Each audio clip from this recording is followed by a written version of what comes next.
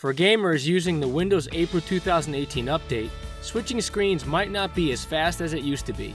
Here's how to speed up the response time for the Alt-Tab shortcut when running a game full screen.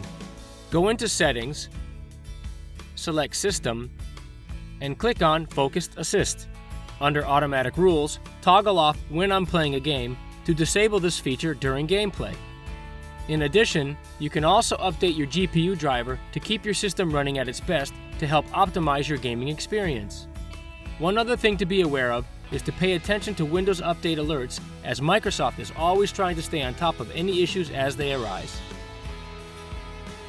Be sure to check out our other game-related videos on this channel, and if you like this video, give it a like, and don't forget to subscribe. Remember, whenever you need help or have questions, you can always contact us through social media on Facebook or Twitter, or join in a chat on the Dell Community Forum. Thanks for watching.